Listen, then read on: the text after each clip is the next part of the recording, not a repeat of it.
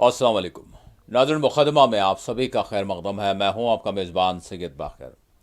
आज के मुक़दमे में हम हिंदुस्तान के हालात की बात करेंगे। मौजूदा जिस तरह के इश्यूज़ चल रहे हैं उस पर हम नज़र डालेंगे और ये देखना और समझना चाहेंगे कि इनके असरात मौजूदा जो सूरत हाल है उस पर ख़ुद क्या हो रहे हैं और आने वाले दिनों में क्या हो सकते हैं। हम जिस तरह से बाज़ मामलात को देखा अनदेखा कर रहे हैं, लेकिन दर हकीकत वो मामलात काफ़ी संगीन हैं। इस जानिब तवज्जो करने की ज़रूरत है, लेकिन क्या हम कर रहे हैं? बहुत सारी वो मामलात हैं, बहुत सारी वो बातें हैं जिन पर तवज्जो करने की ज़रूरत है। हम उन पर चंद एक उनमें से यानी सारों पर तो बात नहीं कर सकते, लेकिन चंद एक पर हम बात करेंगे जिस पर ज़रूर बात तो हो रही है, जो चर्चा में तो है, जिस पर तबसरा तो हो रहा है, लेकिन जिस अंदाज में उस हवाले से गौर व फिक्र की ज़रूरत है उसका फुक़दान पाया जाता है। तो हम उस जानिब तवज्जो मबज़ूल करवाने की कोशिश करेंगे और उस हवाले से जिस तरह की रिपोर्ट सामने आ रही हैं और जिस तरह से जो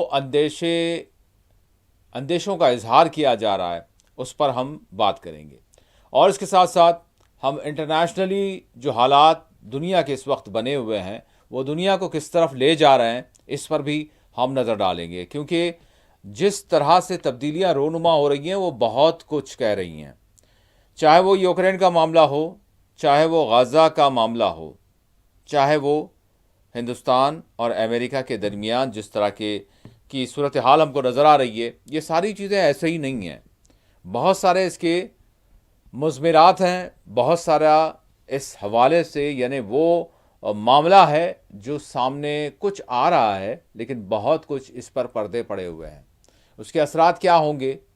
हर एतबार से क्या होंगे, माशरती हमारा जो निज़ाम है, मामला है, उस पर क्या असरात होंगे, हमारी मईशत पर क्या असरात होंगे,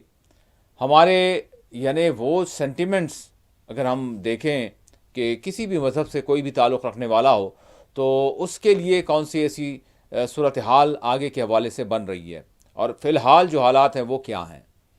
इस पर आज हम नज़र डालेंगे और बात करेंगे। सबसे पहले हम आगाज़ करेंगे, मुल्क के वज़ीर आज़म नरेंद्र मोदी ने 15 अगस्त यौम आज़ादी के मौके पर लाल किले की फसील से जो खिताब किया, वो खिताब क्या था, उस खिताब में उन्होंने जो बात कही है वो बातें क्या कह रही हैं। देखिए, यहाँ पर बात समझने वाली ये है कि यहाँ पर दो तरह के जहन हमको मिलेंगे। एक वो मिलेगा जो ये कहेगा कि हर मर्तबा इस तरह की बात होती है, लेकिन इसका हकीकी यानी ज़मीनी सूरत हाल से इसका कोई ताल्लुक़ नहीं है, ये महज यानी एक तकरीर है, एक खिताब है और वक्तिया जो है इस पर इस हवाले से कुछ तासुर छोड़ने की कोशिश की जाती है कि फ़लानी रियासत में इलेक्शंस हैं या फ़लानी रियासत में इलेक्शंस है तो कुछ वक्त के लिए इसका फ़ायदा हासिल कर लिया जाए, लेकिन देरपा तौर पर या मुस्तक़बिल में ऐसा इस हवाले से कुछ होने जाने वाला नहीं है। एक जहन तो वो है। दूसरा जहन वो है जो इस हवाले से यकीनन वो सवाल खड़े करते हैं, अपनी तशवीश का इजहार करते हैं, लेकिन वो इसका जो है सद्जवाब क्या हो सकता है उस पर कोई रोशनी नहीं डालते। और एक तो वो है जो कुछ भी बात कही जाती है, जो कुछ भी मामला हुकूमत की जानिब से मुतारफ़ किया जाता है, इंट्रोड्यूस किया जाता है, या किसी चीज़ के हवाले से खौफ दिलाया जाता है या किसी चीज़ के हवाले से उम्मीद दिलाई जाती है, तो वो बिल्कुल अपनी आंखें बंद करके उसको कबूल करते हैं। ये भी एक नज़रिया है या फिर ये भी एक सोच रखने वाले लोग हैं। तो हम ये बिल्कुल गैर जानिबदाराना तौर पर ये देखने की कोशिश करेंगे कि इस वक्त क्या हो रहा है और प्रधानमंत्री का जो खिताब रहा है वो कितनी अहमियत का हामिल होता है, कितनी अहमियत का हामिल होता है। एक मुल्क, एक ऐसा मुल्क जो दुनिया की एक बड़ी जमहूरिया है, हिंदुस्तान, उस मुल्क के वज़ीर आज़म जिनकी अपनी एक इमेज है, जिनका एक अपना एक वजूद है, जिनकी अपनी एक अहमियत है, अब वो यौम आज़ादी के मौके पर यानी किसी भी कंट्री का یوم آزادی انڈیپینڈنس ڈے ہوگا تو وہ کتنی اہمیت کا حامل ہوتا ہے. اور اس دن کے حوالے سے تو ہم تو یہ جانتے ہیں کہ ہمارے ملک کی بھی یہ روایت رہی ہے کہ چاہے وہ یوم جمہوریہ ہو یا یوم آزادی کا دن ہو، یہ وہ خاص قومی دن ہیں جس کے موقع پر ہمارے جو قومی قائدین ہیں، بالخصوص چاہے وہ وزیر اعظم ہو چاہے وہ صدر جمہوریہ ہو، ان کی جانب سے جو خطاب دیے جاتے تو ہماری یہ ماضی، یہ ہمارا ماضی رہا، یہ ہماری تاریخ رہی کہ اس کا ایک ایک پوائنٹ، ایک ایک جملہ نپا تلا ہوتا، جس کے سارے خد و خال کو پہلے ہی سے اس کی پیمائش کر لی جاتی کہ اس جملے کے کیا اثرات ہوں گے، اس لفظ کے کیا اثرات ہوں گے اور اس انداز کے کیا اثرات ہوں گے. ساری چیزیں پہلے ہی سے دیکھ لی جاتی اور اس کے بعد مکمل طور پر ملک کا جو قانون ہے، ملک کا جو آئین ہے اور ملک کی جو یکجہتی ہے، سالمیت ہے، نہ صرف اندرونی معاملات بلکہ بیرونی طور پر، خارجہ سطح پر، عالمی سطح پر، ہمارے وزیر اعظم یا صدر جمہوریہ کا جو بھی قوم سے خطاب ہوگا ان خاص موقعوں پر، تو اس کے اثرات کیا ہوں گے، نہ صرف اندرون ملک بلکہ ساری دنیا پر اس کا کیا اثر جائے گا. یہ وہ ساری چیزیں ہوتی تھی، یعنی کہ اس میں داخلہ پالیسی، خارجہ پالیسی، یہ دونوں کا احاطہ کیا جاتا اور اس پر باضابطہ طور پر مشاورت ہوتی اور وہ خطاب تیار کیا جاتا جو بالکل یا طور پر ایک وزیر اعظم، ایک صدر جمہوریہ کے وقار کے یعنی حوالے سے اس سے مطابقت رکھنے والا ہو، اس کی مخالفت کرنے والا نہ ہو. یہ ہماری روایت رہی ہے. اور واقعی اگر آپ سنیں گے یعنی جو ہمارے وزرائے اعظم گزرے ہیں، ان کا جو خطاب ہوا کرتا تھا ایسے خاص موقعوں پر، وہ کافی طویل نہیں ہوتا تھا، وہ مختصر ہوتا تھا لیکن جامع ہوتا تھا، کمپریہنسو ہوتا تھا، بڑا جو ہے معنی خیز ہوتا تھا اور اس کا اثر بھی ہوتا تھا.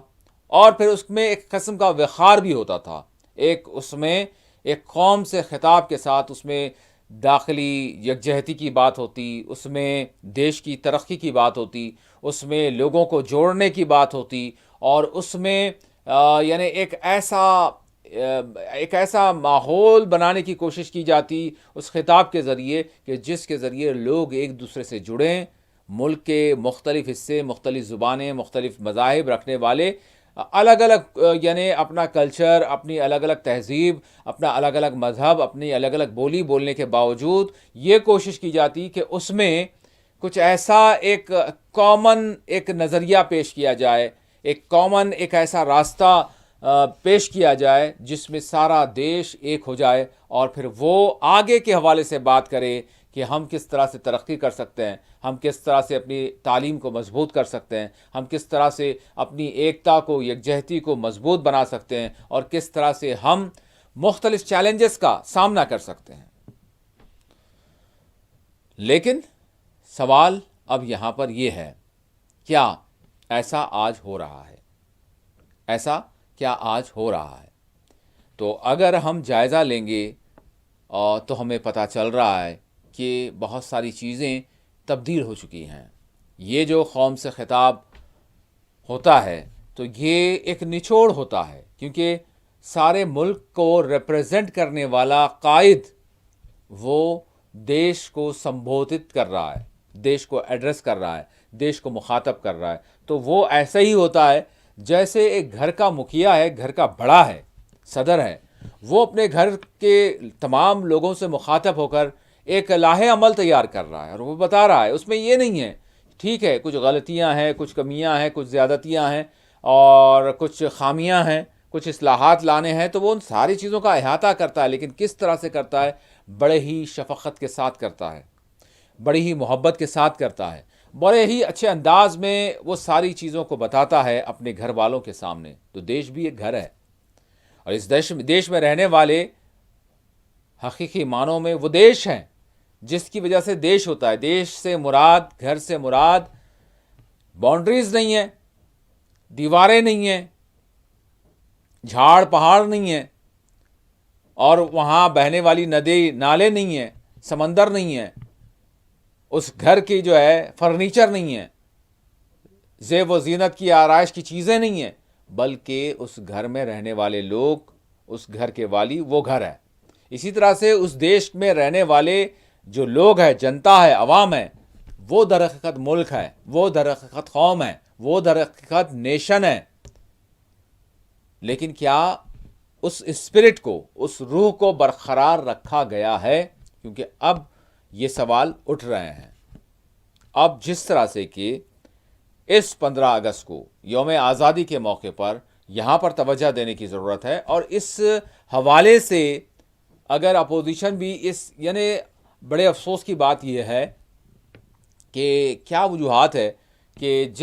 جن موضوعات کو مدعا بنانا چاہیے اور جن کو ایلیبریٹ کرتے ہوئے جن پر بات ہونی چاہیے وہ آج نہیں کی جا رہی ہے۔ ٹھیک ہے، اپوزیشن کا اپنا ایک دائرہ کار ہے، اور وہ اپنی ٹھیک ہے جو کچھ بھی کوششیں کر رہے ہیں، اور بہت سارے کہا جا رہا ہے کہ دباؤ کا ان کو سامنا ہے، بہت سارے معاملات کا ان کو جو ہے ان چیلنجز کا ان کو سامنا ہے، اور کچھ ایسا ماحول بنا دیا گیا ہے کہ سب کچھ سامنے لانا اور سب کچھ کھلے طور پر رکھنا سب کے بس کی بات نہیں رہی ہے۔ اس طرح کا ماحول بنا دیا گیا ہے، اسے انکار نہیں کیا جا رہا ہے۔ جو ماہرین ہیں، جو سیاسی حالات پر نظر رکھے ہوئے ہیں، ان سب کی تقریباً ان کی یہ رائے سامنے آ رہی ہے۔ لیکن بات یہ ہے کہ جو دائرہ کار میں ہے اس پر تو آپ کم از کم جس انداز میں بات اٹھا سکتے ہیں، کیا آپ اٹھا رہے ہیں؟ کیا آپ اٹھا رہے ہیں؟ کیونکہ ہم یہ دیکھ رہے ہیں کہ برسر اقتدار پارٹی کو اگر ہم دیکھتے ہیں، ان کی ایک ایک سرگرمی کو ہم دیکھتے ہیں، چاہے وہ انتخابات کے موقع پر ہو، انتخابات سے پہلے ہو، انتخابات کے بعد ہو، چاہے حال پر وہ جب بات کرتے ہیں یا پھر کوئی ایکٹیویٹی انجام دیتے ہیں، چاہے وہ مستقبل کے حوالے سے کوئی سرگرمی کا آغاز کرتے ہیں، تو ان کا کیا معاملہ ہوتا ہے؟ بڑا نپا تلا ہے، بڑا سوچ سمجھ کر ہے۔ یہاں پر میں یہ نہیں کہوں گا کہ کون جھوٹ بول رہا ہے، کون سچ بول رہا ہے، لیکن اگر جھوٹا بڑی مہارت کے ساتھ اس انداز میں معاملے کو پیش کرے کہ سچ بھی اس کے آگے یعنی شرما جائے، یہ ہوا ہے۔ اس میں کوئی بات غلط نہیں ہے کہ ماضی میں، تاریخ میں ہم دیکھتے ہیں کہ بہت سارے جو جھوٹے، چاہے وہ ایک انفرادی کوئی شخص ہو یا ایک بڑی، ہم یہ کہیں گے کہ ایک بڑی ریپریزنٹیشن یا ایک گروپ ہو، چاہے وہ کسی بھی شعبے سے تعلق رکھتا ہو، مذہبی ہو یا پھر سیاسی ہو، اگر انہوں نے جھوٹ کا سہارا لیا اور جھوٹ کو بڑے سلیقے کے ساتھ لوگوں کے سامنے پیش کیا، تو وہ وقتیہ طور پر یقیناً وہ کامیاب ہوتے ہوئے نظر آتے ہیں۔ ہاں، ان کا جو آخر ہوگا، ان کا جو اختتام ہوگا، ان کا جو معاملہ جو ہے ختم ہوگا، تو پھر وہ تو ضرور جو ہے جھوٹ کا خاتمہ جو ہوتا ہے وہ ذلت و رسوائی کے ساتھ ہوتا ہے، شرمندگیوں کے ساتھ ہوتا ہے، تو وہ تو ہوگا، یہ تو بات سچ ہے، حق ہے۔ لیکن یہاں پر بات یہ بھی ہے کہ سچ جو ہے، جو حق کی بات کرنے والے ہیں، یا سچ بات کے حوالے سے لوگوں کی توجہ مبذول کروانے والے ہیں، تو ان میں بھی کچھ حکمتیں ہونی چاہیے۔ اگر ان کے پاس حکمتیں وہ نہیں ہوں گی اور وہ صرف اور صرف روتے رہیں گے، اور صرف جو ہے ایسے معاملات پر نظر رکھیں گے جس انداز سے اپنے مدعے کو پیش کرنا چاہیے وہ نہیں کریں گے، تو اور ڈھیلی ڈھالی اپنی جو ہے پالیسی رکھیں گے، تو پھر آپ سے مراد یہ کہ آپ بھی سچ کا ساتھ نہیں دے رہے ہیں، آپ بھی سچ کے حوالے سے جس طرح سے آپ کی جدوجہد ہونی چاہیے وہ نہیں کر رہے ہیں آپ۔ ٹھیک ہے، اب یہاں پر آتے ہیں، ہم نے بات کہاں سے شروع کی کہ اب جو پردھان منتری کا خطاب ہوا، اب دیکھیں یہاں پر یہ جو خطاب تھا کہ وزیر اعظم نے کہا کہ درانداز ہمارے نوجوانوں کی روٹی روزی چھین رہے ہیں، درانداز گھس بیٹھیے، اور بہن بیٹیوں کو نشانہ بنایا جا رہا ہے۔ ایک منظم سازش کے ذریعے ملک کی آبادیاتی تناسب کو، ڈیموگرافک جو اس کے کنڈیشن ہے، اس کو جو ہے چینج کیا جا رہا ہے، یہ برداشت نہیں کیا جائے گا، یہ بات انہوں نے کہی۔ اب دیکھیں یہاں پر اگر ہم اپوزیشن کی بات کریں گے، کیونکہ آگے ہم بات کریں گے اس حوالے سے کہ اپوزیشن ووٹ کی چوری کے معاملے کو مدعا بنا کر، ووٹ کی چوری کے حوالے سے جس طرح سے کانگریس کی جانب سے ایک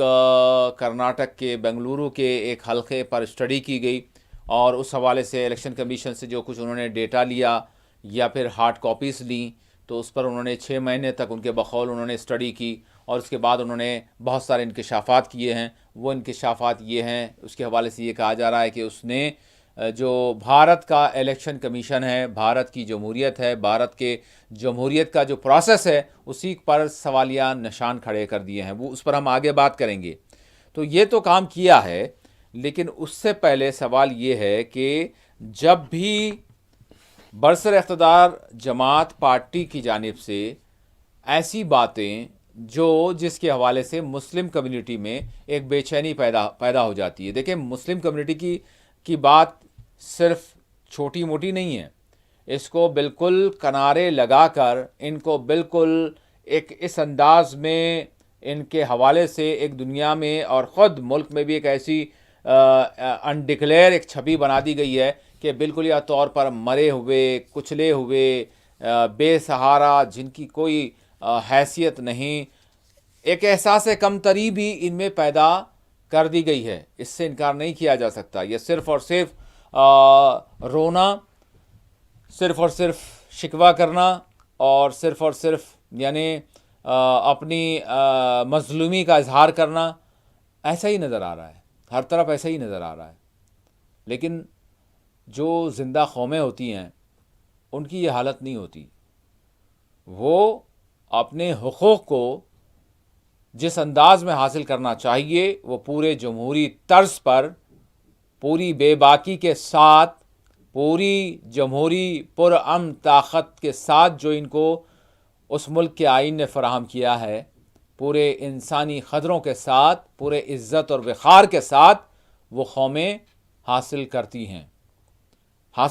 ہیں۔ یہی وہ حاصل کرنا تھا جس کے تحت ہم نے انگریزوں سے اپنے ملک کو حاصل کیا، اپنی قربانیاں پیش کر کے اپنی آزادی حاصل کی۔ اگر ایسا نہیں ہوتا تو پھر جان لیں کہ مردار قومیں، بزدل قومیں جو ہوتی ہیں،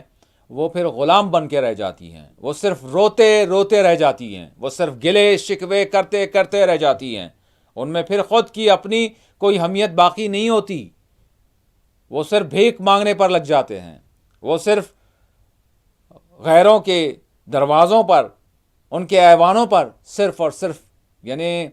اپنی بپتا سناتے ہوئے رہ جاتے ہیں۔ اس کے علاوہ پھر ان کی اور کوئی حیثیت نہیں رہتی، اور وہ بھی انٹرٹین کرتے ہیں اس کو دیکھ کر کہ دیکھیں ہم اس چیز کا اب آغاز کرنے جا رہے ہیں، اب دیکھیں گے یہ کتنا تڑپیں گے، کتنا روئیں گے، کتنا چلائیں گے، کتنا بے چین ہوں گے، کتنا بے قرار ہوں گے، اور کتنی جو ہے ہم کو واسطے دیں گے۔ زندہ قومیں ایسا نہیں ہوتی۔ ٹھیک ہے، آپ کو اپنے آرگیومنٹس رکھنے پڑتے ہیں، آپ کو بات رکھنی پڑتی ہے، کیونکہ جب تک آپ بات نہیں کریں گے، جب تک آپ مدعے کو، دعوے کو پیش نہیں کریں گے، وہ پیش کس طرح سے ہوگا؟ زبان کے ذریعے ہوگا، تحریر کے ذریعے ہوگا، بالکل ہوگا، یہ ہونا ہے، یہ بالکل نا کا سوال نہیں ہے۔ لیکن صرف یہی نہیں ہو سکتا، صرف یہی نہیں ہو سکتا، اس کا بھی ایک وقار ہو، اس کا بھی ایک ہم یہ کہیں گے کہ ایک پیمانہ ہو، ایک انداز ہو جس کے تحت پورے وقار کے ساتھ اپنے حق کو مانگا جائے۔ اور اس کی تکمیل اگر نہیں ہوتی ہے تو پھر اس کی تکمیل کا جو دوسرا جمہوری طریقہ کار ہو سکتا ہے، اس کا استعمال کیا جائے۔ یعنی صرف یہی نہیں ہے کہ آپ صرف اور صرف روتے ہوئے اپنے حق کو مانگیں، بلکہ آئین نے، دستور نے، جمہوریت نے، انسانی قدروں نے، قوانین نے، دیش کے قوانین نے، عالمی قوانین نے جو آپ کو رائٹس فراہم کیے ہیں، ان کا استعمال کرنا چاہیے اور اس حق کو حاصل کرنا چاہیے۔ ہم دیکھتے ہیں کہ دنیا کی چھوٹی چھوٹی مختصر سی قومیں ہیں، بالکل ان کا پرسنٹیج ان کے اسی ملک میں بالکل مختصر سا ہے، لیکن اگر ان کے کسی ایک معاملے میں کسی طرح کی اگر کوئی مداخلت ہوتی ہے تو پھر دیکھیں وہ کس طرح سے اپنے حق کو حاصل کرتے ہیں، اور پھر وہ جو اپنی طاقت کے نشے میں چور ہیں، جو یہ بہت کچھ بلند بانگ دعوے ہیں ان کے، اور بہت کچھ وہ کر بھی رہے ہیں، لیکن وہ جو چھوٹا پرسنٹیج ہے ان کی طرف آنکھ اٹھانے کی بھی ان کی مجال نہیں ہوتی۔ کیوں نہیں ہوتی؟ کیونکہ وہ جانتے ہیں کہ یہ جو چھوٹی سی میجورٹی ہے، چھوٹی سی اقلیت ہے، مائنورٹی ہے، اس کے اندر اب بھی زندگی باقی ہے. وہ بے غیرت نہیں ہیں, وہ بھیک مانگنے والے نہیں ہیں, وہ سر جھکانے والے نہیں ہیں, وہ صرف اور صرف رونے, اوٹنے, بلکنے اور یعنی مخالف کو خوش کرنے والے نہیں ہیں اس طرح سے, بلکہ وہ ہاں کرتے ہیں, ضرور اپنی زبان کا استعمال کرتے ہیں, اپنی بات کو رکھتے ہیں, مدعا رکھتے ہیں, چاہے وہ ایوانوں میں ہو, چاہے وہ عدالتوں میں ہو, چاہے وہ عوام کی عدالت میں ہو, پبلک ڈومین میں ہو, لیکن صرف اور صرف وہی نہیں ہوتا, بلکہ عملی طور پر ان کا یہ طریقہ کار رہا ہے کہ جب یہ ساری چیزیں سنی انسنی کر دی جاتی ہیں, اس کو جب مسترد کر دیا جاتا ہے, جب ان کی کسی ایک لکیر کو کراس کرنے کی کوشش کی جاتی ہے, تو وہ ساری لکیریں جو کسی کے بنیادی حق, کسی کے مذہبی حق, کسی بھی طرح کے یعنی وہ آئینی حقوق جو ان کو فراہم کیے گئے ہیں, اگر ان لکیروں کو کوئی کراس کرتا ہے تو وہ ان لکیروں کو کراس کرنے والوں کے جو کچھ حساب کتاب کرنا ہے وہ کرتے ہیں, پورے جمہوری طرز کے ساتھ وہ اپنی قربانیاں بھی پیش کر دیتے ہیں. تو انہوں نے اپنا ایک ایسا موقف بنا کر رکھا ہے. تو بات یہاں پر یہ ہے کہ ملک کے وزیر اعظم نے اس اہم دن یوم آزادی کے موقع پر جو بات کہی ہے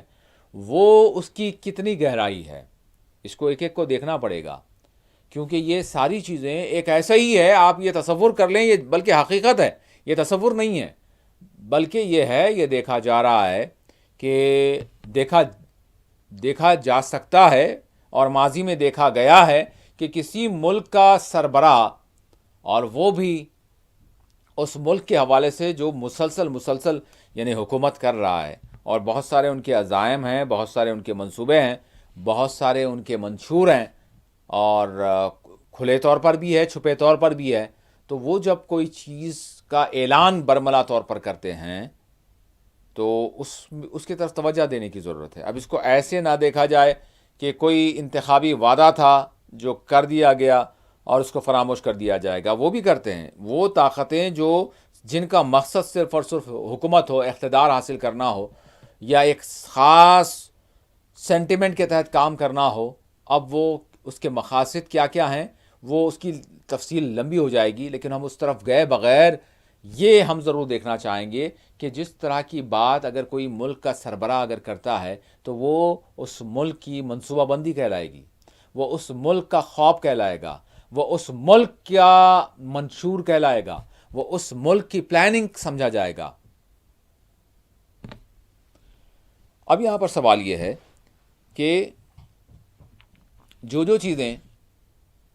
برسر اقتدار پارٹی کی جانب سے کہی گئی ہیں, کیا وہ نہیں کی جا رہی ہیں؟ کیا وہ صرف زبانی جمع خرچ رہی ہیں؟ کیونکہ بہت سارے وہ بھی لوگ ہیں جو صرف اور صرف اس طرح کے بیانات کو, اس طرح کی ایکٹیویٹیز کو وقتیہ باور کرواتے ہیں لوگوں کے درمیان, عام لوگوں کے سامنے, کہ یہ اس کی کوئی اہمیت نہیں ہے, یہ تو بس انتخابی موڈ ہے, یہ تو انتخابی اسٹیٹمنٹ ہے, یہ تو انتخابی ایڈریس ہے. لیکن بتائیں آپ, انتخابی ایڈریس ہاں ہو سکتا ہے ایسی نوٹوں کی برسات کر دینے والی بات, 15 لاکھ روپے لا دینے والی بات, ہر گھر یعنی اچھی صحت اور علاج معالجہ فراہم کر دینے کی بات, ٹھیک ہے, یہ انتخابی موڈ ہو سکتا ہے. لیکن وہ چیزیں جو انتخابی موڈ کے ساتھ ساتھ, وہ فائدہ تو ہے کہ انتخابی موڈ فرقہ وارانہ بنا دیا جائے اور لوگوں کے درمیان نفرتیں پیدا کر ایک خاص ووٹ بینک کو اپنے سائڈ کر لیا جائے, اور جو تھوڑے سے بچیں گے ان کو چھوڑ دیا جائے, اور پھر اس میں اپوزیشن آپس میں لڑ لے, کیونکہ اپوزیشن کا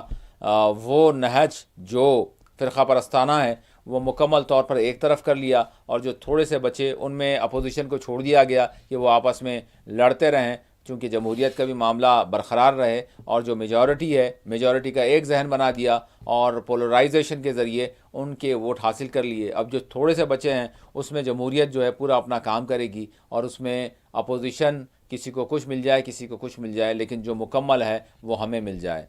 یہ پالیسی پر گامزن ہیں, یہ کہا جاتا ہے, یہ نظر آ رہا ہے. اب بات یہاں پر یہ ہے کہ جو کچھ بھی بات کہی جا رہی ہے وہ اگر صرف اور صرف معاشی بنیادوں پر روزگار کے معاملات میں ہوتی تو اور بات تھی، لیکن جو خاص ایک کمیونٹی کے حوالے سے، خاص ایک سینٹیمنٹ کے حوالے سے جو بات کہی جا رہی ہے، کیا اس کو نہیں کیا گیا؟ بہت ساری چیزیں ہماری نظروں کے سامنے ہیں جو کی گئی ہیں۔ ہم اگر بابری مسجد کی بات کرتے ہیں تو بابری مسجد کے حوالے سے جو کہا گیا تھا وہ کیا گیا۔ اس کے بعد ہم آگے بڑھتے ہیں کہ صرف بابری مسجد نہیں بلکہ دیگر معاملات کی طرف بھی اگر ہم نظر دوڑاتے ہیں تو بہت سارے معاملات آپ سبھی جانتے ہیں کہ ایک کے بعد ایک کس طرح سے کہیں کوئی مسجد ہے تو کہیں کوئی عیدگاہ ہے تو کہیں کوئی اور ملکیتیں ہیں کسی خاص کی، تو وہ ساری نشانے پر ہیں۔ عدالت میں ان پر جو ہے مقدمات چل رہے ہیں، وہ ان کو متنازع بنا دیا گیا ہے۔ یہ تو ایک بات ہو گئی۔ ساتھ ہی ساتھ جو ایک مذہب کے ماننے والے ہیں، ایک کمیونٹی سے تعلق رکھنے والے ہیں، جو ملک کی دوسری بڑی آبادی ہیں، ان کے جو پرسنل لاز ہیں جو ان کو پروٹیکشن فراہم کرتے ہیں ان کے مذہبی تشخص کے حوالے سے، جو کسی اور پر تو اثر یعنی کسی اور کے لیے مداخلت کا باعث تو نہیں بنتے، ہر مذہب کے لیے ان کا اپنا پرسنل لا ہے، تو اسی اعتبار سے ملک کی جو دوسری بڑی آبادی ہے اس کا بھی اپنا ایک پرسنل لا ہے، وہ بھی یہی تو کہا جا رہا ہے کہ اب اس وقت نشانے پر ہے۔ اور وہ بھی اس حوالے سے بھی جو بھی کہا گیا ہے، دیکھیں ٹرپل طلاق کا معاملہ ہو گیا، وقف ترمیمی بل کے حوالے سے، قانون کے حوالے سے متعارف کر دیا گیا، اسی طرح سے دیگر معاملات بھی آگے بڑھ رہے ہیں جو اس مد میں، اس معاملے میں، یعنی جو ایک خاص کمیونٹی اور ان کے جو خاص سینٹیمنٹس ہیں یا ان سے متعلقہ جو معاملات ہیں، اس حوالے سے جو بھی کہا جا رہا ہے وہ انتخابی موڈ نہیں ہے بلکہ ایک لانگ ٹرم میں ایک منصوبہ ہے اور اس حوالے سے جو کہا جا رہا ہے وہ کیا جا رہا ہے۔ تو اب سوال یہاں پر یہ ہے کہ یہ درانداز کون ہیں؟ اب یہاں پر بات یہی ہو رہی ہے کہ جب بھی، اب اس کو یہاں پر ہم روکتے ہوئے دوسری بات کرتے ہیں، وہ یہ ہے کہ جب بھی ہم نے دنیا میں دیکھا کہ کسی کو یعنی ایک ٹارگٹ کیا گیا تو راست طور پر اس کمیونٹی کا نام نہیں لیا گیا۔ ایسے ہی ہوتا ہے، یعنی جب کہیں آپ دیکھتے ہیں کہ کسی چیز کا اگر سرقہ ہوتا ہے، چوری ہوتی ہے، تو چور کوئی خاص ایسا لباس نہیں پہنتے جس کی وجہ سے وہ پہچانے جائیں کہ وہ چور ہے، بلکہ وہ تو مزید یعنی اپنے آپ کو نکھارتے ہیں، بلکہ وہ اور زیادہ جو ہے اپنے آپ کو ایسے ظاہر کرتے ہیں جس کی وجہ سے لوگوں کا شک بھی نہ ہو۔ تو یہ دیکھا گیا ہے دنیا میں کہ جب بھی کسی ایک کمیونٹی کو نشانہ بنایا گیا تو اس کمیونٹی کا راست طور پر نام نہیں لیا جاتا بلکہ اس کمیونٹی کے کچھ ایسے یعنی ان کو ایسے ناموں سے منسوب کر دیا جاتا ہے جس سے ہر کوئی سمجھ جائے کہ کس کے حوالے سے کہا جا رہا ہے۔ تو اب یہی بات ہے، اس حوالے سے یہی کانٹیکسٹ سامنے آ رہا ہے کہ سوال یہاں پر یہ ہو رہا ہے کہ یہ گھس بیٹھیے کون ہیں، یہ درانداز کون ہیں؟ تو اب اس کی تشریح ٹھیک ہے، پرائم منسٹر تو نہیں بولتے راست طور پر، لیکن دوسرے بولتے ہیں کہ گھس بیٹھیے کون ہیں، درانداز کون ہیں، انٹروڈرس کون ہیں؟ تو بات یہاں پر صاف ہو جاتی ہے۔ اس وقت آسام کی جس طرح کی صورتحال بنی ہوئی ہے، اس کے بعد مغربی بنگال کا جو حال اس وقت ہے یا پھر آنے والے دنوں میں کیا ہو سکتا ہے اس کا اندازہ نہیں ہے۔ اسی طرح سے بہار میں SIR کا معاملہ، یعنی وہی تو ہے، اس کو اگر یہاں پر یہی جو ہمارے اینالسٹ ہیں جو واقعی گہری نظر رکھتے ہیں دیش کے کانسٹیٹیوشن کے حوالے سے، دیش کی ایکتا کے حوالے سے، دیش کی سلامتی کے حوالے سے، کیونکہ جب تک لوگ ذہنی طور پر ایک دوسرے کے قریب نہیں رہیں گے، جب تک ان کے درمیان سے نفرتیں دور نہیں ہوں گی، جب تک کہ ان کو ایک پلیٹ فارم پر نہیں لایا جائے گا اور نفرتوں کو جب تک نہیں چھاڑا جائے گا، تب تک ہم جیسی ترقی کرنا چاہیے، جس طرح سے مضبوط ہونا چاہیے، وہ ہم نہیں ہو سکتے۔ تو وہ جو مفکرین ہیں، وہ جو فکر کرنے والے ہیں اپنے دیش کی، اپنے کانسٹیٹیوشن کی، اپنے دستور کی، تو ان کی جانب سے جو فکر مندی آ رہی ہے وہ یہی ہے کہ جس طرح سے آسام میں جو کچھ کیا گیا NRC کے حوالے سے، CAA کے حوالے سے، گھس بیٹھیوں کے حوالے سے، جو مغربی بنگال میں بھی جس طرح سے در پردہ جو کچھ کوششیں ہو رہی ہیں، بہرحال وہاں ڈبل انجن کی سرکار نہیں ہے، یہی ایک بہت بڑی رکاوٹ ہے۔ اب بہار میں اگر چلے جائیں تو SIR کا معاملہ، جس کے حوالے سے خود ملک کے جو میں نے کہا وہ شخصیات، انہوں نے کہہ دیا ہے کہ یہ ایسا ہی لگ رہا ہے کہ NRC ہی ہے، اس کا پیرامیٹر کیا ہے۔ بہرحال یہ معاملہ سپریم کورٹ کے زیر دورہ ہیں۔ اب سپریم کورٹ سے اگر ہم بات کریں، سپریم کورٹ کے حوالے سپریم کورٹ نے کہہ دیا ہے کہ الیکشن کمیشن کی جانب سے، الیکشن کمیشن نے جو کہا ہے، یعنی سپریم کورٹ کا بھی فیصلہ تو نہیں آیا اس معاملے میں، لیکن جو استفسار ہے، جو آبزرویشن ہے، وہ کیا آیا ہے ابھی تک، اس میں یہی تو سپریم کورٹ نے کہا ہے کہ الیکشن کمیشن جو کہہ رہا ہے کس معاملے میں، کہ آدھار کارڈ وہ شناختی، یعنی شہریت کی شناخت کی حیثیت نہیں رکھتا۔ سپریم کورٹ نے کہہ دیا ہے کہ جو الیکشن کمیشن کہہ رہا ہے وہ درست ہے، کوئی دوسری جو ہے شناخت ہونی چاہیے، تو بتائیں اب دوسری شناخت، ٹھیک ہے، اب سپریم کورٹ نے کہہ دیا ہے تو دوسری شناخت دیکھی جائے گی۔ ایک تو وہ ہے جو 11 دستاویزات کی لسٹ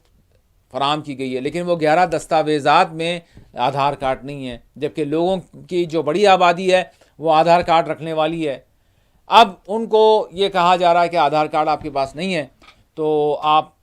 کا یہ شہری شناخت نہیں سمجھی جائے گی۔ تو اب بات یہاں پر یہ ہے کہ لوگوں کے حوالے سے یہ کہا جا رہا ہے، جس طرح سے ابھی جو SIR کے معاملے میں اگر ہم دیکھیں، اجیت انجم نے جو تحقیقات کی تھی، جس طرح سے انہوں نے ان کے خلاف FIR کی گئی، تو اور کہا گیا کہ یہ جو بہرحال مختلف الزامات عائد کرتے ہوئے ان پر FIR کیا گیا، اس میں ہوگا کیا؟ اب SIR کی جو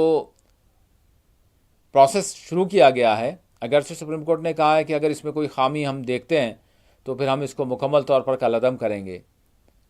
اب وہ خامی کون پیش کرے گا، کب پیش کرے گا، کیسے پیش کرے گا؟ اور اب تو الیکشن ہو جائیں گے۔ 65 لاکھ لوگوں کے حوالے سے کہا ہے سپریم کورٹ نے کہ ان کے جن کو نکالا گیا ہے اس ڈرافٹ سے، جو ووٹر لسٹ کا تھا، تو وہ جو ڈرافٹ آپ نے پیش کیا، 65 لاکھ افراد کے نام خارج کیے، تو وہ آپ پورا آن لائن کریں، متعلقہ ویب سائٹ پر اس کو اپلوڈ کریں۔ اب اس کی جانچ پڑتال کس طرح سے ہوگی، کون کرے گا، اور کیا الیکشنز تک وہ ساری چیزیں صاف ہوں گی، نہیں ہوں گی، یہ ایک بڑا سوال ہے۔ لوگوں کا حال یہ ہے کہ وہ اپنے گزرا اوقات کے لیے صبح و شام ان کی کب ہو رہی ہے، صبح کب ہو رہی ہے، شام کب ہو رہی ہے، رات کب ہو رہی ہے، دن کب ہو رہا ہے، ان کو پتہ نہیں چل رہا۔ ان کی زندگیاں ایسے ہی گزر رہی ہیں، دہائیاں گزر رہی ہیں، برس گزر رہے ہیں، اور زندگی کا خاتمہ ہو رہا ہے صرف محض 2 وقت کی روٹی اپنے گھر والوں کے لیے جو ہے وہ لا سکیں، اور ان کی کچھ تعلیم کے لیے کچھ انتظام کر سکیں۔ اور پھر اگر صحت کا معاملہ آ جاتا ہے تو پھر آج بھی کس طرح کی صورتحال دیش میں بنی ہوئی ہے ایک بڑے طبقے کی۔ یہ ساری چیزیں وہ ہیں جس پر جو مدعے ہیں، لیکن ان کو مدعا نہیں رہنے دیا گیا، بلکہ کچھ اور چیزوں میں الجھا دیا گیا ہے۔ تو اب بات یہاں پر یہ ہے کہ یہ جو بڑی تعداد کو نکالنے کی جو بات کی جا رہی ہے، آسام میں کون ان کا پرسان حال ہے؟ کتنے ایسے ہیں جن کے نام خارج کر دیے گئے، جن کو بنگلہ دیشی قرار دیا گیا، جن کو ڈیٹینشن کیمپس میں منتقل کر دیا گیا، جن کو کیا بولنا چاہیے، وہ اراضی، وہ زمین جس کو میں نام بھول رہا ہوں، بہرحال بفر زون جس طرح سے ہوتا ہے اس طرح کی، نو لینڈ کچھ نام ہے ذہن میں نہیں آ رہا، بہرحال وہاں پر جو ہے لے آ کر چھوڑ دیا گیا ہے، نو مین لینڈ شاید۔ تو بڑے افسوس کی بات ہے، کوئی ان کا پرسان حال نہیں ہے۔ تو اب یہ کہا جا رہا ہے، یہ جو فکر مندی رکھنے والے ہیں، اب یہ ساری چیز سارے دیش میں لانے کی پوری کوشش کی جا رہی ہے، تاکہ اب حکومت کا موقف، نام یہاں پر کسی کا نہیں ہے، کسی کمیونٹی کے حوالے سے بات نہیں ہے،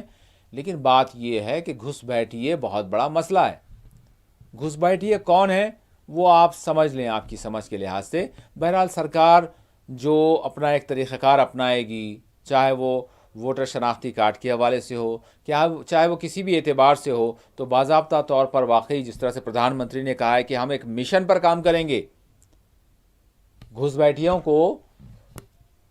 نکالنے کے لیے، یا پھر ان کو جس طرح سے وہ لوگوں کو بیوقوف بنا رہے ہیں، کیونکہ انہوں نے یہ بھی کہا کہ آدیواسی جو جنگل میں رہنے والے جو ہمارے قبائلی طبقات ہیں،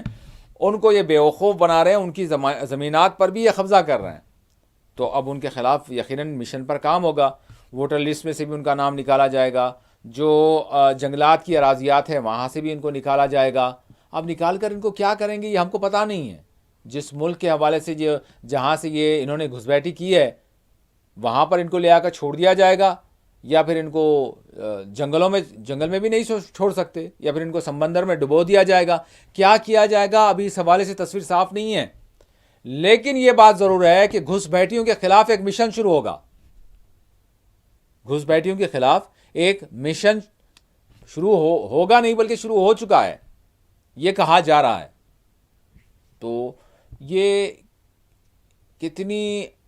کتنا ایسا معاملہ ہے جس پر توجہ کرنے کی ضرورت ہے، لیکن کیا یہ کی جا رہی ہے؟ اب دوسری چیز یہ ہے، یہ ساری چیزیں آگے بڑھ رہی ہیں اور ساتھ ہی ساتھ بہن بیٹیوں کو نشانہ بنایا جا رہا ہے. تو اس میں کیا چیز نظر آ رہی ہے؟ کس طرح سے نشانہ بنایا جا رہا ہے؟ کس طرح سے نشانہ بنایا جا رہا ہے؟ اس میں کہا نہیں گیا ہے کہ کس طرح سے نشانہ بنایا جا رہا ہے، لیکن یہ بات کہہ دی گئی ہے. اب ہم اس کو اور دوسری جو میں بات کر رہا ہوں اس کو نہ جوڑیں آپ، لیکن یہاں پر یہ دیکھ لیں، یہاں پر یہ بات ضرور دیکھ لیں کہ آج جس طرح کے مقدمات چل رہے ہیں، جس طرح سے عوام میں دیکھیں ایک سلیقے سے ایک جملہ پیش کر دیا جائے اور اس کو چھوڑ دیا جائے اور ایک ذہن بنا دیا جائے، کیونکہ لوگوں میں شبہات پیدا ہوتے ہیں. بہن بیٹیوں کی جب بات آ رہی ہے تو ملک میں ایک بحث لمبی چوڑی چلتی رہی اور اب بھی جب ضرورت ہوتی ہے اس کا استعمال کیا جاتا ہے کہ بہن بیٹیوں کو کس طرح سے کون نشانہ بنا رہا ہے، کون کس طرح سے کیا کر رہا ہے. اس کو ایک نام بھی دے دیا گیا ہے، اس کو ایک نام بھی دے دیا گیا کہ یہ ایکٹیویٹی کرتے ہیں، ٹھیک ہے، اور اس کے ذریعے کسی کی بہن بیٹیوں کو نشانہ بنا رہے ہیں، وہ ان کو ورغلا رہے ہیں، وہ ان سے جو ہے شادیاں کر رہے ہیں. میں یہاں پر اب وہ نام نہیں لوں گا، لیکن آپ اچھی طرح سے سمجھ، اگر کوئی اور یعنی ملک کا بڑا قائد اگر اشارتاً گفتگو کر سکتا ہے تو ہم کو بھی پورا اختیار ہے، ہم بھی اسی کو آگے بڑھاتے ہوئے بات کریں. ہم بھی کیوں لیں؟ آپ اچھی طرح سے سمجھ سکتے ہیں کہ کون ہیں، کس پر یہ الزام لگ رہا ہے. عام لوگوں کی جانب سے کس طرح کے حملے، کس طرح کے معاملات پیش آئے ہیں.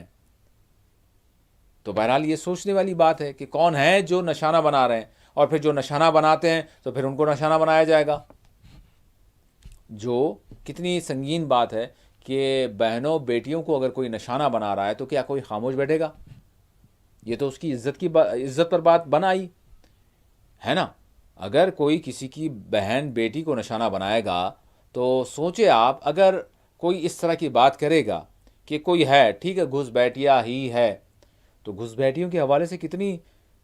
یعنی چڑ پیدا ہوگی، نفرت پیدا ہوگی، غصہ پیدا ہوگا لوگوں میں. اب وہ گھس بیٹھیے کون ہے ہم نہیں کہہ رہے، کون ہوں گے وہ گھس بیٹھیے، دیش اچھی طرح سے جانتا ہے. پردھان منتری کہہ رہے ہیں تو پردھان منتری کی جنتا بھی اچھی طرح سے سمجھتی ہے کہ گھس بیٹھیے کون ہو سکتے ہیں، درانداز کون ہو سکتے ہیں، انٹروڈرس کون ہو سکتے ہیں. تو یہ جملے ہمارے جو جرنلسٹ ہیں، ہمارے جو صحافی ہیں، ایک ایک جملے کو ایلابریٹ کرنے کی ضرورت ہے، کیونکہ یہ ایسے ہی نہیں کہہ دیا جا رہا ہے، اس میں بہت گہرائی ہے، اس کو سمجھنے کی ضرورت ہے. لیکن ہم جس طرح کی گفتگو ہو رہی ہے، جس طرح کا یعنی کہا جاتا ہے کہ بات یہی ہے، زبان سے اور قلم سے جو کام ہوتا ہے وہ کسی صورت کسی اور طاقت کے ذریعے نہیں ہو سکتا، کیونکہ لوگوں کے ذہن اور لوگوں کے قلب جو وہ پلٹتے ہیں، وہ اس کا پہلا جو ذریعہ ہوتا ہے وہ زبان اور قلم ہے. یہ اور بات ہے کہ پھر یعنی اسپرچولیٹی جو اگر میں کہوں، ٹھیک ہے، روحانیت کی اگر میں بات کروں تو وہ معاملہ پھر وہ الگ ہے، وہ سچائی کے ساتھ ہے، وہ حق کے ساتھ ہے، وہ معاملات الگ ہیں. لیکن بظاہر جو ٹول بنتا ہے وہ کیا ہے؟ زیادہ تر ہم دیکھتے ہیں کہ کوئی تبدیلی رونما ہوتی ہے تو زبان کے ذریعے، وہ قلم کے ذریعے، اور اس کے مطابق پھر عمل کے ذریعے تبدیلیاں لائی جاتی ہیں، انقلاب لائے جاتے ہیں، یہ ساری چیزیں ہوتی ہیں. اور پھر اس کے ساتھ ساتھ یہی زبان اور قلم اگر اچھے کے لیے چلے تو پھر وہ اچھی تبدیلیاں لاتے ہیں، اچھے انقلاب لاتے ہیں. اور پھر اگر برے کے لیے وہ ذہن بنائے جائیں، برے کے لیے اگر وہ قلم چلیں تو پھر وہ برائی کو عام کرتے ہیں، تو پھر وہ نفرتوں کو پروان چڑھاتے ہیں، تو پھر وہ ہم یہ کہہ سکتے ہیں کہ ہم نے دیکھا ماضی میں، تاریخ میں، کہ وہ جو برے کے لیے زبان چلی، برے کے لیے قلم چلا، تو پھر وہاں پر قتل عام ہوتے ہیں، تو پھر وہاں پر نسل کشیاں ہوتی ہیں، تو پھر وہاں پر لوگوں کے حقوق لوگوں سے چھینے جاتے ہیں، تو پھر وہاں پر لوگوں کو ایک دوسرے سے لڑایا جاتا ہے۔ اس طرح کی تاریخ ہمارے سامنے موجود ہے۔ بہرحال ہم جائزہ لے رہے ہیں، ہم دیکھ رہے ہیں کہ یہ جو لفظ ہے بہنوں بیٹیوں کو نشانہ بنانے والا، یہ واقعی لوگوں کی عزت نفس، ان کی عزت کے حوالے سے بات ہے۔ کوئی بھی ہو، پردھان منتری بالکل سچ کہہ رہے ہیں، بالکل سچ کہہ رہے ہیں۔ جب کسی کے حوالے سے یعنی اس کی ساری چیزیں وہ کھاتا ہے، پیتا ہے، رہتا ہے، زندگی بسر کرتا ہے، جو ایک ہم یہ کہیں گے کہ عزت دار معاشرے کی میں بات کر رہا ہوں، تو ان کے نزدیک ان کی عزت ان کی جان سے بھی زیادہ پیاری ہوتی ہے۔ اور جب ان کے گھر کی بات ہو جائے گی، ان کی گھر کی خواتین کے حوالے سے بات ہو جائے گی، تو سوچیں یہ کتنا یعنی سنگین معاملہ ہے، جس کے حوالے سے ہمارے یعنی ماننیہ پردھان منتری ذکر کر رہے ہیں۔ اس کو آپ ہلکے میں نہ لیں۔ بہنوں، بیٹیوں، ماؤں، خواتین کے حوالے سے بات ہے۔ اگر ان کو کوئی نشانہ بناتا ہے تو یہ اس قوم میں کتنے کیسے جذبات کو پروان چڑھائے گا، اور کس کے حوالے سے چڑھائے گا؟ گھس بیٹھیوں کے حوالے سے، دراندازوں کے حوالے سے۔ یہ بات ہو گئی۔ اس کو سمجھنے کی ضرورت ہے کہ کیا کہا جا رہا ہے، کس طرح سے واقعتاً لوگوں کا ذہن بنایا جا رہا ہے، اس جانب توجہ دینے کی ضرورت ہے۔ اور جس طرح سے پردھان منتری نے کہا کہ ایک منظم سازش کے ذریعے ملک کی جو آبادیاتی حیثیت ہے، ڈیموگرافک جو پوزیشن ہے، اس کو تبدیل کیا جا رہا ہے، اس کو تبدیل کیا جا رہا ہے۔ تو یہ ڈیموگرافی کے حوالے سے یہ بھی سوچنے والی بات ہے کہ ڈیموگرافی کس کی ڈیموگرافی، کیسی ڈیموگرافی ہو سکتا ہے؟ پردھان منتری اپنے دوسرے بیانات میں اس حوالے سے اس کا خلاصہ بھی کریں گے، کیونکہ پردھان منتری کا وہ خطاب بھلے ہی 1 گھنٹہ، غالباً شاید 120 منٹ یا 30 منٹ کا تھا ان کا خطاب، تو اس میں اور مزید ایک ایک چیز کا اگر خلاصہ کریں تو وہ لمبا چوڑا ہو جاتا ہے، تو اس لیے وہ جامع مختصر ہوتا ہے۔ تو پردھان منتری کا خطاب تھا، تو اس میں ایک ایک چیز کی پھر تشریح کرنا وہ محال ہوتا ہے، وقت بہت ہو جاتا ہے۔ تو ہو سکتا ہے کہ الگ الگ ان کے خطاب میں، الگ الگ بیانات میں ان کے ہم اس کی تشریح کو کہیں نہ کہیں ہم جانچ سکتے ہیں، پڑتال کر سکتے ہیں، اس کو سمجھنے کی کوشش کر سکتے ہیں، یا پھر پردھان منتری اگر کسی کو انٹرویو اگر دے دیں، میرا مطلب ہے اکشے کمار کو چھوڑ کر کسی اور کو دے دیں، تو ہو سکتا ہے اس حوالے سے اگر پوچھا جائے تو پردھان منتری اس پر جو ہے اس پر روشنی ڈال سکتے ہیں کہ وہ کیا کہہ رہے ہیں، کون ہیں۔ انٹروڈرس کی تھوڑی سی شناخت اگر کر دی جائے، کہاں کہاں کے، کدھر کدھر کے، کیسے کیسے ہیں، اور یہ جو ڈیموگرافی چینج جو کیا جا رہا ہے اس سے مراد کیا ہے، کس طرح کی ڈیموگرافی ہے، کس کی ڈیموگرافی ہے، کون سی وہ آبادی ہے۔ ہم تو اسی آبادی کو جانتے ہیں جس میں سارے بھارتی رہتے ہیں، جس میں ہندو بھی ہیں، مسلمان بھی ہیں، سکھ بھی ہیں، عیسائی بھی ہیں، جین بھی ہیں، پارسی بھی ہیں، دیگر مذاہب کو ماننے والے بھی ہیں، مذاہب کو نہیں ماننے والے بھی ہیں، مختلف بولیاں بولنے والے ہیں۔ اب جو ڈیموگرافی جو بڑے پیمانے پر ہو رہی ہے، بہت بڑی سازش چل رہی ہے، تو پھر یہ سازش کرنے والے کون ہیں، کیسے ہیں؟ اور وہ جو ڈیموگرافی دیکھیں ایسے ہی نہیں ہوگی۔ اب آٹے میں اگر نمک ملتا ہے تو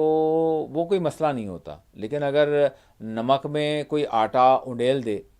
تو پھر وہ مسئلہ ہو جاتا ہے۔ تو کیا ایسی سچویشن ہو گئی ہے اس وقت؟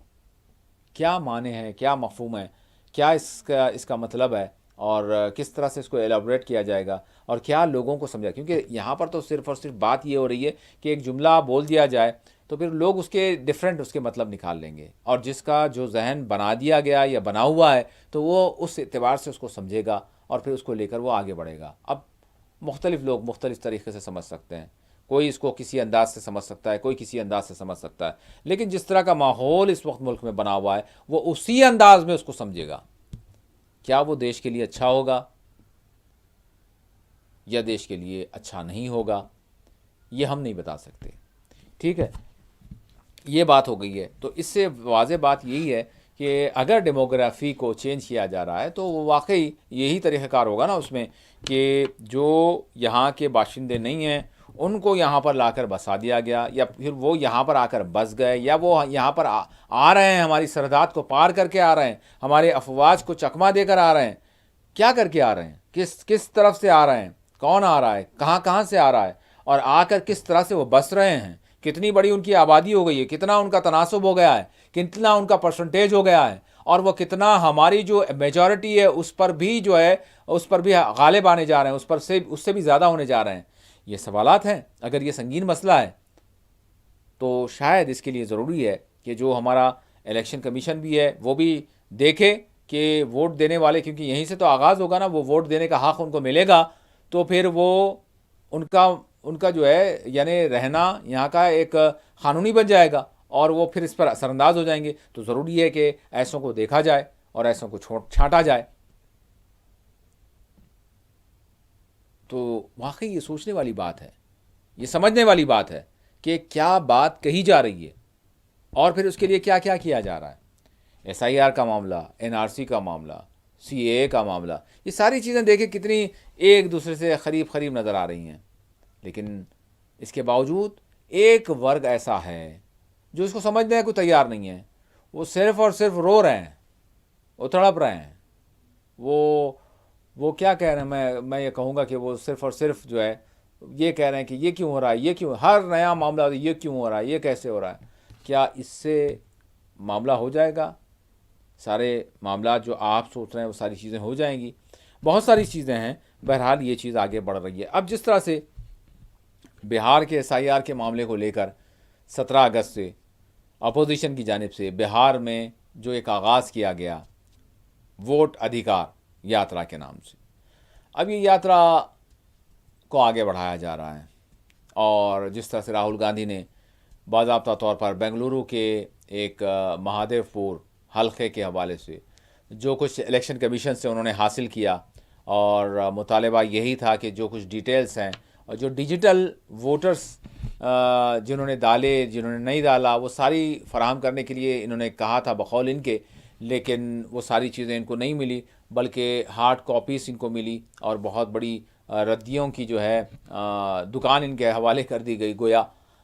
تو اب اس کو 6 مہینے تک اس پر اسٹڈی کی گئی، اور پھر اس کے بعد راہل گاندھی نے جس طرح سے پریزنٹیشن دیا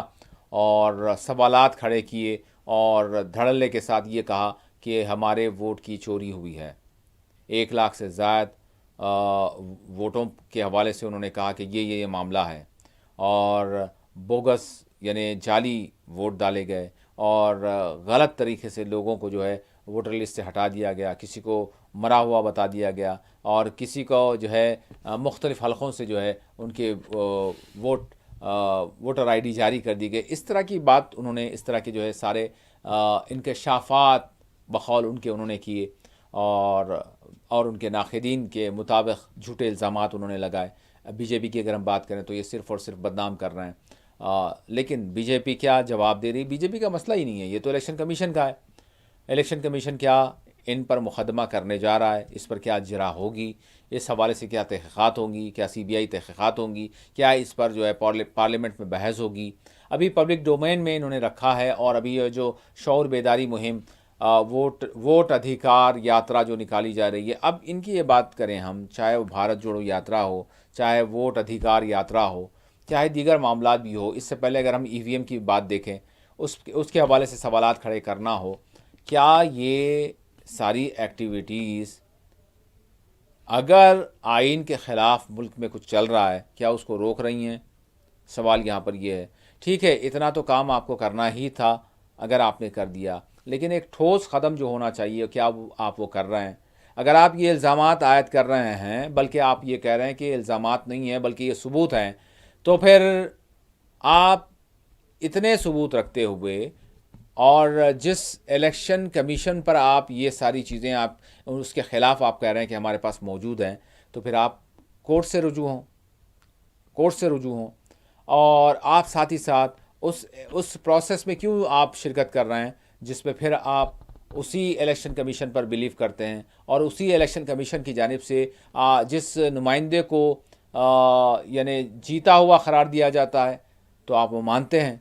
اور پھر اس کی بنیاد پر آپ حکومت بھی بناتے ہیں، آپ وزیر اعلیٰ بھی بناتے ہیں، اور پھر دوسری جانب آپ پھر جب ہارتے ہیں تو پھر آپ یہ ساری چیزیں کھڑا کریں. مطلب اس میں لوگوں کی جانب سے سوال ہے اپوزیشن کو بھی کہ آپ جو کہہ رہے ہیں آپ اس کا عمل بھی کر کے دکھائیں. آپ اگر الیکشن کمیشن کا الیکشنز میں آپ حصہ نہیں لیتے، کیونکہ آپ کو اگر بلیو ہے، آپ کے پاس ثبوت ہے کہ شفافیت سے کام نہیں ہو رہا ہے، تو پھر آپ کس بنیاد پر الیکشنز میں حصہ لے رہے ہیں؟ آپ کے پاس ٹھوس قدم نہیں ہے. آپ بھی لوگوں کے سامنے جا رہے ہیں ساری چیزیں، یعنی پرابلم ہی پیش کر رہے ہیں، یہ پرابلم ہے اور یہ ساری چیز ہو رہی ہے، یہ دھاندلی ہو رہی ہے، یہ مخالفت ہو رہی ہے، یہ جو ہے درست نہیں ہو رہا ہے، اس میں ٹرانسپیرنسی نہیں ہے، یہ ساری چیزیں آپ کر رہے ہیں، لوگوں کو بتا رہے ہیں، لیکن حل نہیں دے رہے ہیں. آپ حل پیش نہیں کر رہے ہیں، حل پیش نہیں کر رہے ہیں. اتحاد کی بات کی جا رہی ہے لیکن اتحاد کے لیے کوئی پلیٹ فارم آپ دے نہیں رہے ہیں، آپ خود منتشر ہیں. تو یہ وہ ساری چیزیں ہیں جو اس بات کو ظاہر کر رہی ہیں کہ ملک میں جس طرح کا ماحول ہے وہ تشویشناک ضرور ہے. کیونکہ ہماری جمہوریت، ہمارے آئین، ہمارے دستور کی بات ہوگی تو ہم تو اس پر اگر اس پر سوالات بھی کھڑے کیے جائیں گے تو ہم اس پر تشویش والی بات کریں گے. یہ چیز ہو رہی ہے. تو اب آگے کیا ہو سکتا ہے؟ تو آگے یہ بات واضح ہے، میں بالکل مختصر کر کے پھر ہم اس حوالے سے ہم بات کریں گے کہ دنیا میں اس وقت کیا کچھ چل رہا ہے، کیونکہ وقت ہمارے پاس بالکل مختصر ہے. اس طرف ہم جائیں گے اور اس کی بھی بات کریں گے. لیکن دیش کی بات یہی ہے کہ دیکھیں جو منصوبے ہیں میری بات کو آپ سمجھ سکتے ہیں، جو ملک کو ترقی کی طرف لے جانے کے لیے، جو ملک کو بڑی یکجہتی کی طرف لے جانے کے لیے، جو ملک کو بڑا جوڑا رکھنے کے لیے، جو ملک کی ہندو، مسلم، سکھ، عیسائی ساری آبادیوں کو خوش رکھنے کے لیے اور ان کی ضروریات کی تکمیل کے لیے اور دیش کو ایک بڑی معاشی طاقت بنانے کے لیے بہت زبردست ٹھوس اقدامات کیے جا رہے ہیں اور بڑے بڑے منصوبے تیار کیے گئے ہیں اور ان منصوبوں کے تحت کام کیا جا رہا ہے. اور اس منصوبے میں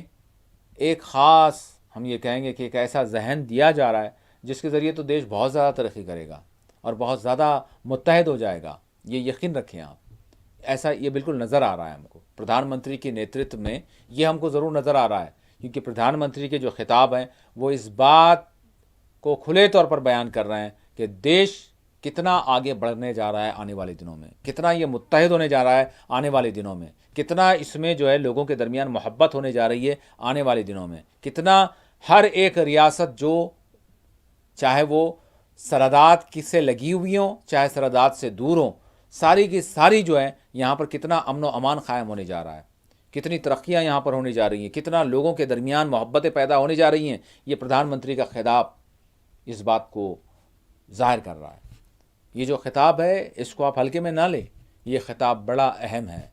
اس خطاب سے آپ اندازہ کر سکتے ہیں، کیونکہ اگر 100 سال کی بات کی جاتی ہے، 100 سال کا اگر منصوبہ تیار کیا جاتا ہے تو پھر آنے والے 100 سال کا بھی منصوبہ جو ہے وہ بھی تیار ہے. وہ کیا ہے؟ وہ یہی ہے، دیش کو جوڑنے کا، دیش کو ایک بنانے کا. یقین جانیں یہ ساری چیزیں اگر آپ نہیں سمجھیں گے تو پھر آپ خسارے میں ہوں گے. آپ کو چاہیے کہ آپ یہ سارے جملوں کو سمجھیں. اگر آپ ان جملوں کو سمجھیں گے تو واقعی آپ بھی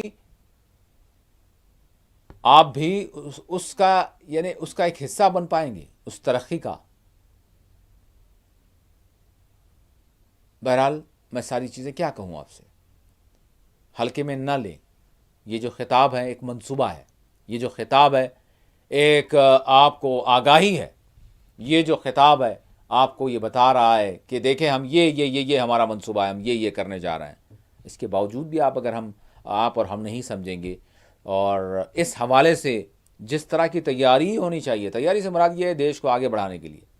تو وہ تیاری اگر آپ نہیں کریں گے تو آپ خسارے میں رہیں گے. آپ صرف اور صرف روتے رہ جائیں گے.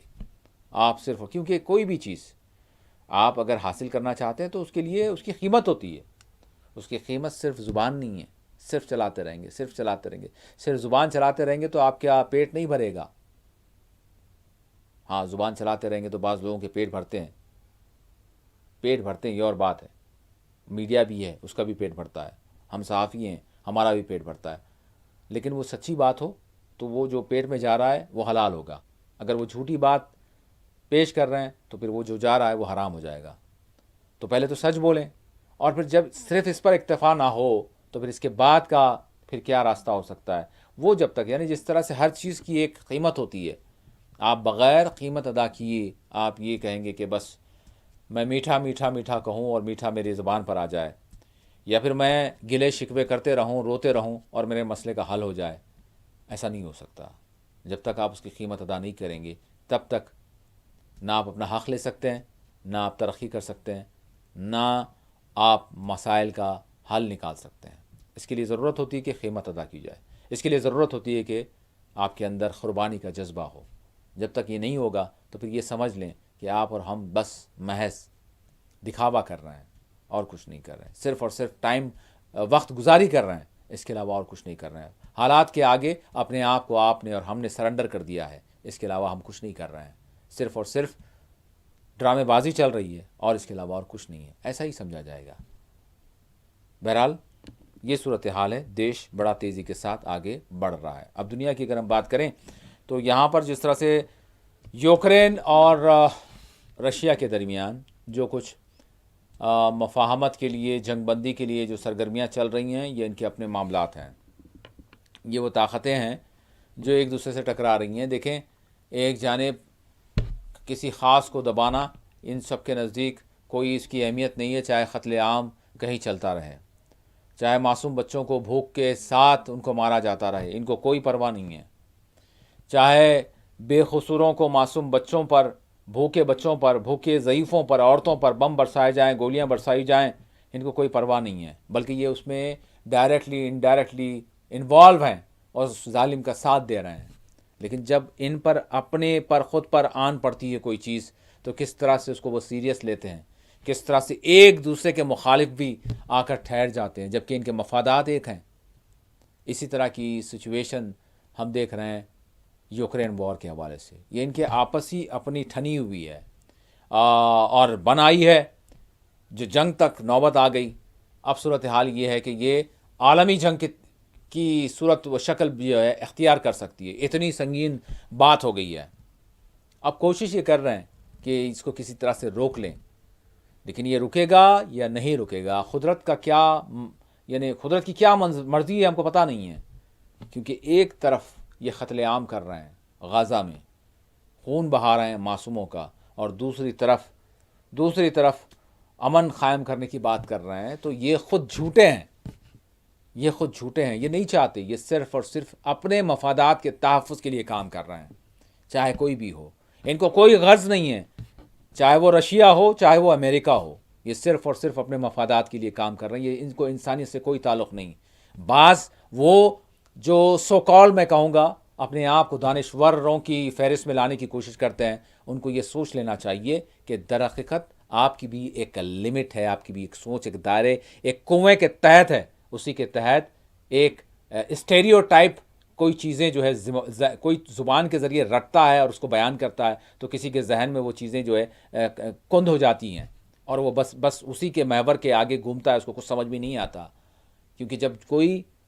حق سے دور کر دیا جاتا ہے, جس کی جو فہم ہونی چاہیے وہ فہم اس سے نکال دی جاتی ہے, وہ صرف اور صرف میٹریلسٹک بنیادوں پر سوچنے لگتا ہے, تو پھر اس کو وہی نظر آتا ہے جو دنیا کی کوئی ایک طاقت دکھانا چاہے. وہ یا ادھر کی سوچ سوچے گا یا ادھر کی سوچ سوچے گا, لیکن وہ جو ایک ڈیوائن سوچ ہونی چاہیے وہ اس کی اوقات نہیں ہوتی. ہاں, وہ اپنے آپ میں بڑا ترم خواں بن سکتا ہے, لیکن در حقیقت وہ حقیقت کو سمجھنے سے, دیکھنے سے قاصر ہوتا ہے. بات یہی ہے کہ یہ جو ظالم طاقتیں ہیں یہ آپس کے معاملات کو سلجھانا چاہتی ہیں, لیکن قدرت کو کیا منظور ہے وہ ہم کو پتہ نہیں. کیونکہ قدرت یہ دیکھ رہی ہے کہ یہ ظالم غزہ کے حوالے سے خاموش بیٹھے ہوئے ہیں, تو اب پتہ نہیں غزہ کے معصوموں کی جو آہ ہے وہ کیا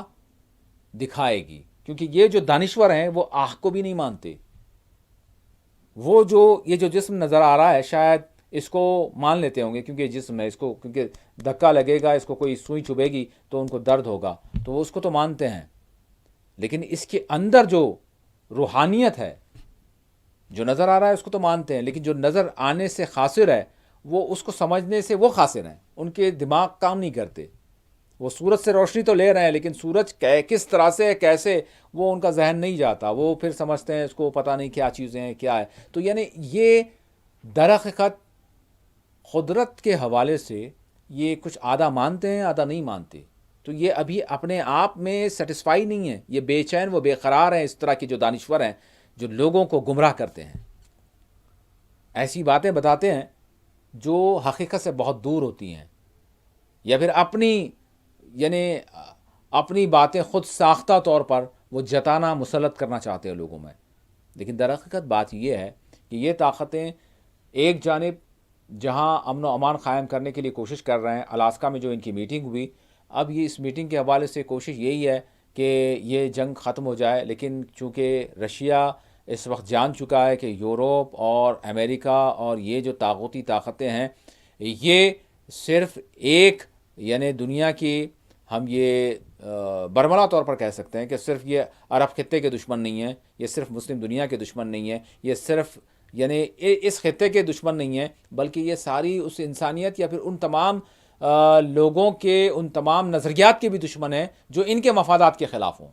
تو اس لیے رشیا اور چائنا ایک طرف ہم کو نظر آ رہا ہے اور یہ ایک طرف ہے، یہ بھی ان کے مفادات کی لڑائی ہے، یہ ان کے مفادات کی لڑائی ہے. لیکن اس میں انسانیت کے حوالے سے جو ساری دنیا کے انسانوں کے لیے ہونا چاہیے، جو ساری دنیا کے انسانوں کی خیر و بھلائی کے معاملات ہونے چاہیے، وہ فلسفہ نہ ان کے پاس ہے نہ ان کے پاس ہے. جن کے پاس ہے وہ اس وقت مظلوم بنے ہوئے ہیں، وہ اس وقت بالکل قسم پرسی کے عالم میں ہیں. انہوں نے اپنی قدروں کو پامال کر دیا ہے، انہوں نے بھلا دیا ہے. وہ صرف اور صرف یا تو گلے شکوے کر رہے ہیں، جوتے کھا رہے ہیں، مار کھا رہے ہیں، یا پھر کچھ جیالے ہیں جو ڈٹ کر مقابلہ کر رہے ہیں، اپنی قربانیاں پیش کر رہے ہیں. لیکن وہ تھوڑے سے رہ گئے نا، ہم دیکھ رہے ہیں جس طرح سے غزہ میں ہے، جس طرح سے یمن میں ہے، جس طرح سے دیگر ان علاقوں میں بھی ہے جہاں کہ میں نام نہیں لے سکتا کیونکہ بہت ساروں کو تکلیف ہو جائے گی. تو یہ چیز ہے، لیکن وہ مختصر سے رہ گئے ہیں. وہ سنبھالے ہوئے ہیں اور امید ہے کہ یہ جتنی ظالم طاقتیں ہیں جو صرف غزہ والوں کی، فلسطین والوں کی دشمن نہیں ہے، جو صرف ایک کمیونٹی کی دشمن نہیں ہے، بلکہ وہ ساری انسانیت کی دشمن ہے. تو یہ انسانیت کو جب سمجھ میں آئے گا نا، تب تک شاید بہت ساری قربانیاں مزید دینی پڑیں گی، اور یہی دلوائیں گے. فرسٹ ورلڈ وار انہوں نے کروایا، سیکنڈ ورلڈ وار انہوں نے کروایا، اب یہ کوشش یہ کر رہے ہیں شاید کہ پھر ایک اور وار ہو جائے جس کے تحت یہ جو دنیا پر انسانیت کا دم بھرنے والے ہیں، انسانیت کا علم جو ہے اپنے ہاتھ میں لے کر دکھانے والے ہیں، دنیا پر انصاف امن قائم کرنے کی بات کرنے والے، یہی وہ لوگ ہیں جنہوں نے ناگاساکی پر، ہیروشیما پر انہوں نے ایٹم بم کا استعمال کیا تھا. اور آج ایران کے حوالے سے کہتے ہیں کہ ان کے پاس ایٹم بم نہیں ہونا چاہیے. دوسرے ممالک پر جو ہے شکنجے کستے ہیں، کسی کو کہتے ہیں کہ آپ ان سے تیل نہیں لے سکتے، ہمارے بھارت کو کہتے ہیں کہ آپ رشیا سے تیل نہیں لے سکتے، آپ ان سے تجارت نہیں کر سکتے. یہ ان کا دوغلا معاملہ ہے. جو بھی ان کے ساتھ گیا وہ غرق ہوا. بہرحال دیکھنا یہی ہوگا کہ آنے والے دنوں میں یوکرین کا معاملہ کیا ہوگا. بہرحال فلسطین کا، غزہ کا جو معاملہ ہے وہ تو خدا کے ہاتھ ہے، اور عنقریب فیصلہ ہو کر رہے گا اور دنیا دیکھے گی کہ فیصلہ کیا ہوگا. اسی کے ساتھ خصوصی پروگرام مقدمہ اپنے اختتام کو پہنچتا ہے. اللہ حافظ.